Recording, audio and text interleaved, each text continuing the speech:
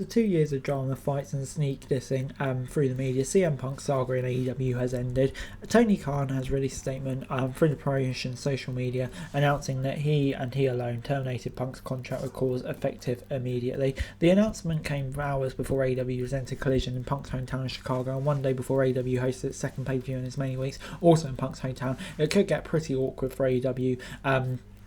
This may come as a surprise, though it's a sarcasm, but the discourse around Punk's departure on social media has been devoid of any nuance. On one side, you have people loving the fact that Khan finally put his foot down, while others are lamenting the fact that AEW's biggest moneymaker, Khan's words not mine, was now gone. In many eyes, it's one way to look at the situation. Everyone loses. Punk loses because he lost his job with a promotion that gave him basically everything he wants to include his own primetime show. AEW loses because it had to fire Punk. I highly doubt AEW for sign Punk. It was hoping to fire the guy 2 years in. Also, Punk could feasibly waltz right over to WWE, make his long-awaited return. While it's not guaranteed, that obviously won't help AEW. I know some people saw Punk as a cancer inside the locker room, and that his unceremonious exit is merely addition by subtraction. Given all of the reported drama, Punk hurting the morale of the locker room doesn't sound like something that is outside the realm of possibility. However, Punk was the top draw in the promotion. Again, knows where the Punk Khan's words not mine. How does it take a promotion losing its most noticeable star help?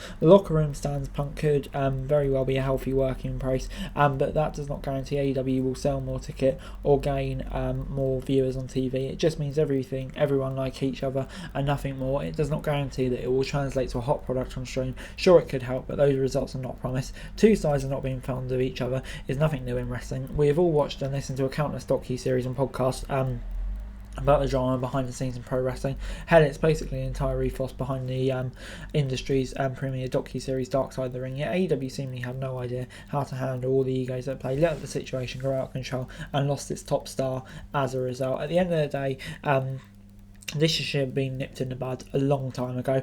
Last year's All Out would be the worst of it. I figured all of the grown adults would learn and hopefully turn the page. Instead, it doesn't look like that's happened. It's a very immature process. On top of that, the drama overshadows the quality of the wrestling that AEW produces on a weekly basis. Even when AEW sets a well-paid attendance record for pro wrestling at Wembley Stadium, most of the nuances around this, to me, this does a disservice for most people in AEW. So what now? For Punk, it could mean a return to WWE, could mean done with wrestling altogether. For AEW, it could have avoided months ago. Ideally, AEW from top to bottom will learn from this and allow it to not be replicated again, because what does it come from good from this? Regardless of what happens next, we should be back on Punk's 2-year term with AEW as a slew of missed opportunities, and just something that just could have been better in so many different ways, despite how great it was. But anyway, guys, that's it. Thanks so much for watching. Like, share, subscribe. Next time, going to be over news and subscribe to the channel. It's going to be greatly appreciated. Thanks so much for watching. Peace.